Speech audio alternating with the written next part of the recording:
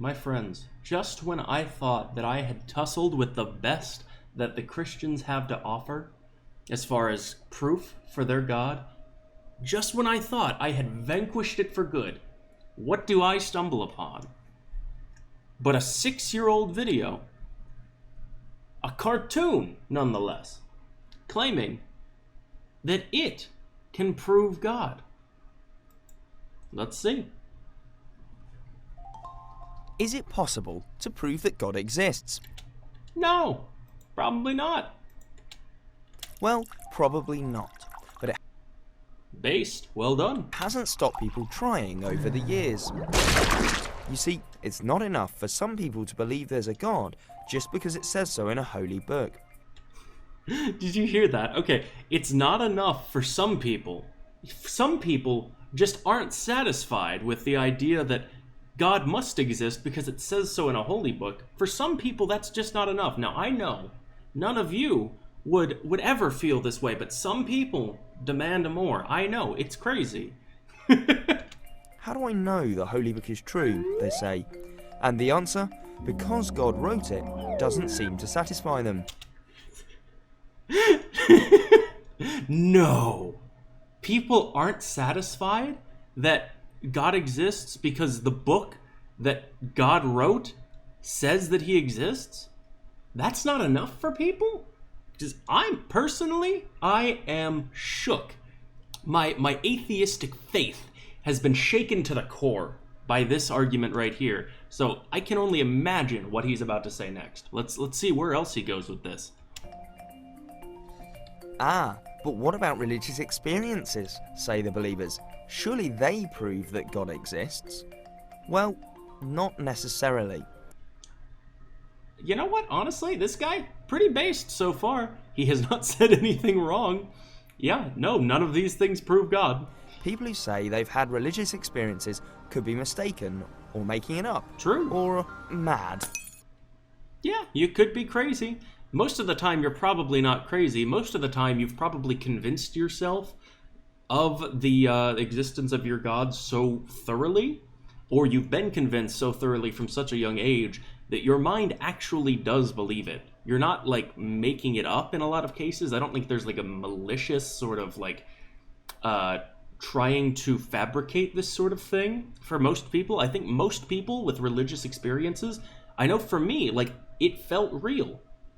But I know why it felt real, and it felt real because I had built it up to be real in my mind based on what I had experienced growing up, the indoctrination that I faced growing up, which is mostly, that would be my guess for why most people think it's so real. Science and coincidence can often explain the rest. True. So where does our sense of right and wrong come from, say the believers? It must come from God. Well, again, not necessarily. True. Humans could have worked it out for themselves. You see, I like this. This guy is getting rid of all the dumb arguments. Notice a lot of the same dumb arguments that the entire 5-part series that we just went through from 2020 or 2019 when that was put out. A lot of the same arguments that they posited as, like, obviously this proves God, are the ones that this guy is just, like, brushing aside at the start. So maybe this guy does hold the key, and it's been underneath our nose for 6 years. Who knows? For example, if a man is living in a small community, it's not going to work if he steals someone's food, sleeps with someone's wife, True. or shoots someone's brother. Very true. Yeah, that is a lot of where morality comes from, is because we live in societies, because we live in a society, we are forced to abide by what the society deems as being good. So if you are outside of that, then you are considered to be doing something immoral. Normally, these are things that other people don't want you to be doing. Normally, it's things that harm other people or infringe upon other people's rights and that sort of thing are generally seen as immoral because they hurt other people. So those sorts of things get outlawed. Yeah. And if he did, the rest of the community would have something to say about it. Probably along the lines of, don't do that. Yeah. It's wrong. While the search for solid evidence goes on, there are three main arguments that try to prove from what we already know that there is, without any doubt, a God.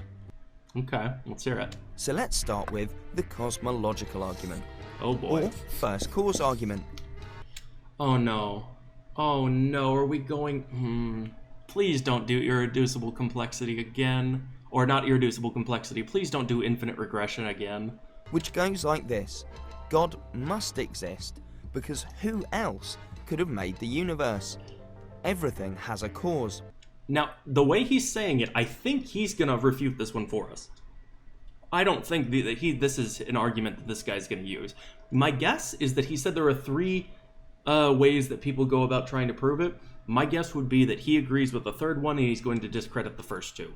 So hopefully we don't have to go back through infinite regression and why that does not prove a God. Nothing just happens. A vase doesn't smash by itself. A ball doesn't bounce by itself. A child doesn't just suddenly appear. They all have causes. And so, the argument goes, the universe must have a cause as well, a first cause. Therefore, God exists. And what caused us? We don't have to be here, but we are. So something, or someone, must have had a reason for creating us. Or, to put it another way, the universe is big. In fact, the universe is a bigger place than it's comfortable to imagine. Each True. person... Monkey brains, they do not enjoy trying to quantify something as large as the universe. They have a really hard time with that. ...is a tiny dot on the planet, which is an even tinier dot in the solar system. True. Which is an even tinier dot in the galaxy, which is an even tinier dot in the universe. Well done. If we didn't exist, the cosmos wouldn't even notice. True. And yet, here we are. So there must be a cause. Therefore, God exists. But there are problems with this argument. Okay. It's all built on the idea that everything has a cause. So who or what caused God? And if the universe is so big, then it's highly likely that in all that space, with countless billions of planets to choose from, other life forms exist. What the fuck was that sound effect? Is that what aliens sound like? With countless billions of planets to choose from, other life forms exist on some of them. True, there are probably other life forms out there. And like our alien friends, we could be here just because we got lucky. Most The likely. teleological argument. Okay, so he's gonna present it and then... Okay, hold up. Hold up. Is that's all he got for us? Caused God. Yeah, okay, so he says what caused God. If the universe is so Yeah, that's pretty important. That pretty much discredits this entire thing on its own. big, then it's highly likely that in all that space, with countless billions of planets to choose from, other life forms exist on some of them. And like our alien friends, we could be here just because we got lucky. Yeah, that's true. I'm not... Like, even then, there would have been a cause for it. It's just not an intelligent one. One of the big problems with this as well is that they often assume that it has to be an intelligent cause, because in their mind, like back in the other video that we did about infinite regression, in their mind, it has to be something that is more complex than the universe to create the universe, and that sort of thing goes on. I don't know if this guy's saying that, like, yeah, that's valid. There are some criticisms, but it's still valid. I don't know. It's not valid. Granted, we've gone over that in much more detail in the other one, but we'll see. We'll see what exactly conclusion he gets to here. The teleological argument, The teleological fortunately, argument. also known as the argument from design, states that because the world is the perfect environment for humans to live in, it must have been designed specifically with humans in mind. Or maybe, just maybe, because we evolved on this planet that has this environment, we evolved to survive in this environment. Maybe, just possibly, that could be an easier explanation for that. Other than the universe being created the way it is for us, maybe we evolved to suit our environment instead of the environment suiting us. Therefore, God exists. In 1802, a man called William Paley had a bestseller on his hands when he wrote an explanation of the argument. It goes like this. Say you're walking in the country and you find a stone. You pick it up and look at it. It doesn't do anything, however much you shake it. The stone obviously has no purpose, so you throw it away. You walk on a bit and find a watch. Oh god, we're doing the blind watchmaker. You pick it up and look at it. It ticks. It has numbers. It has hands that go round. Unlike the stone, it's obvious that the watch has a purpose, and so it must have been designed by someone. Yeah. Now okay. take a look at the world. It's the perfect environment for human beings. There's air, food, and water. It's the right temperature. It has the right amount of gravity, and everything seems to work together to provide humans with a good home. It's obvious that it has a purpose. In fact, it's just the sort of... What the fuck? Like, what do you mean color scheme orange, purple? No. Green and blue? Just right. What the fuck is that? Like, are you saying we couldn't survive on a planet if it was primarily orange and purple? I mean, I imagine it probably wouldn't be super easy based on what the kinds of things that are orange and purple, but okay, I guess that's what they're going with is orange and purple. Oh, you guys can't even see that. Hold up. Orange and purple, no. Green and blue, just right.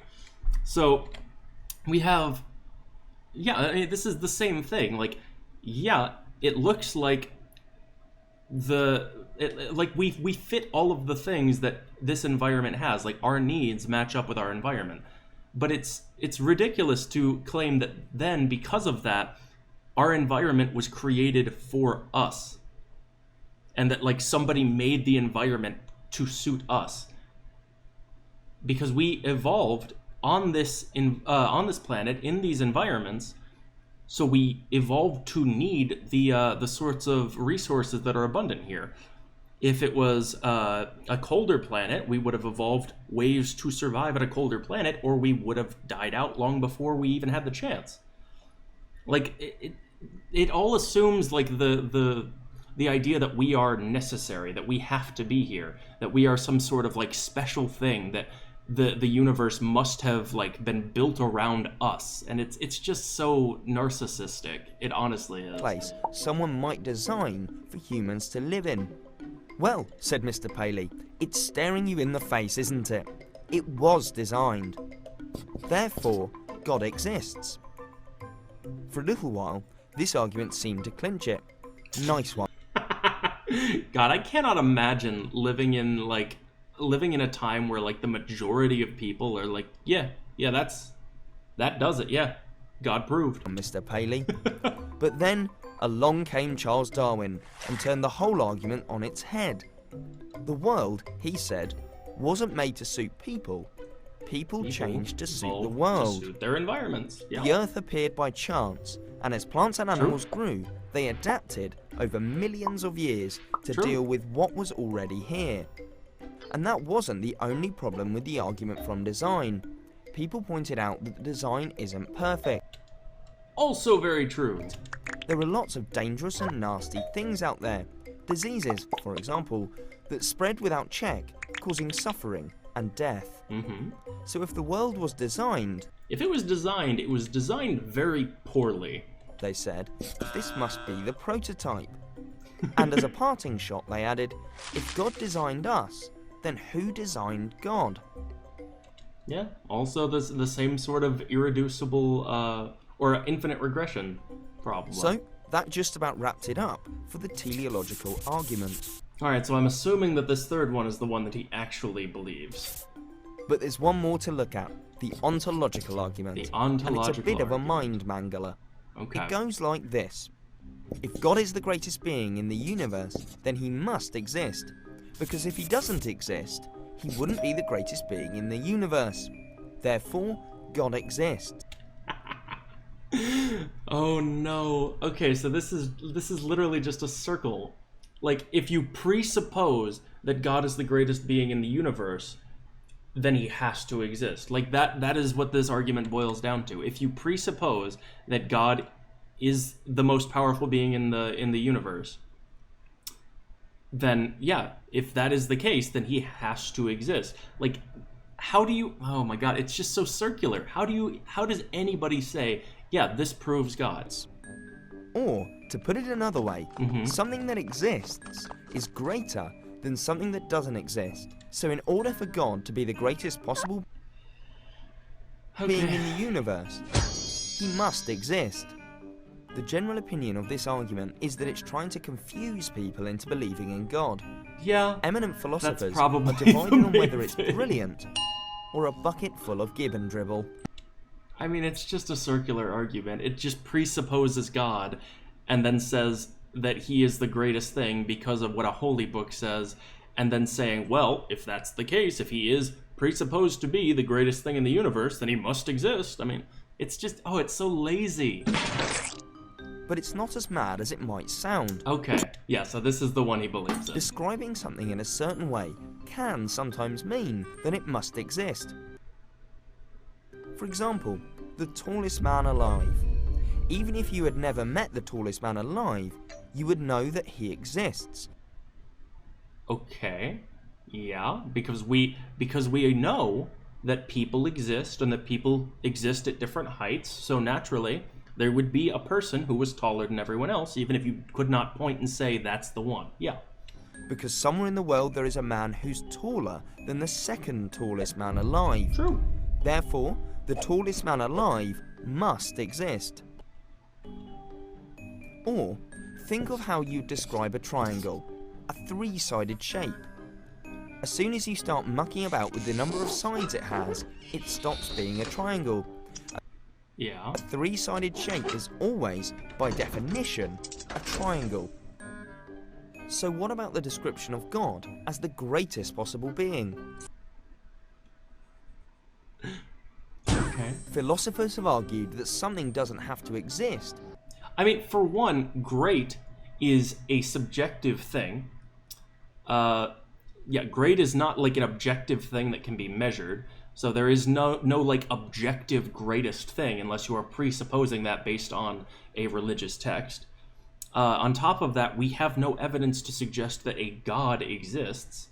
So there's no reason to assume that that's what. Okay, For it to be great, greatness is so hard to define. True. Someone could describe the greatest possible chocolate bar, the size of a tower block and full of marshmallow pieces. I would have to disagree. Not a big fan of marshmallow, personally. But that doesn't mean it must exist. But if it doesn't exist, then can it really be called the greatest? I mean, yeah, in theory. Like if you in your mind conceived of this thing and you said, yeah, this is the greatest, then yeah, in your mind, I guess you could conceive of that as being the greatest thing. But that does not mean that it has to exist. This is not analogous to the tallest person, meaning this is not the same thing.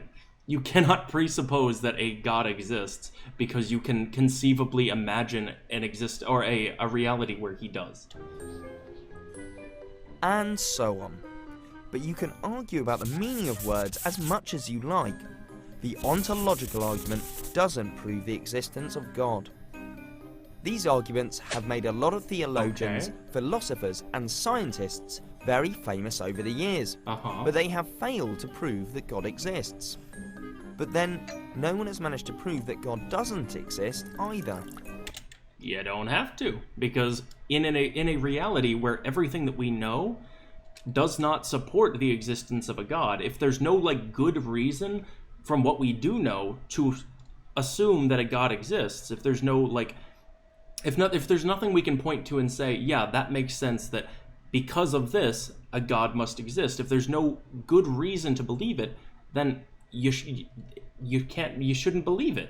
Like, there's no reason that you would have to disprove something that is asserted erroneously. Some would say that it's pointless to try and prove or disprove the existence of a God who is, if he exists, completely beyond our understanding anyway. In the end, what it comes down to is this: do you believe in God or not? Okay, so It ultimately it comes down to the proof for God is, do you believe in God? No, I don't. So I guess for me, he does not exist. Oh wow, that's it. That is all this video has to offer.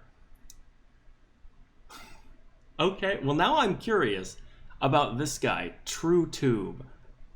We may have to watch some more of this, because now I'm curious what this guy actually believes.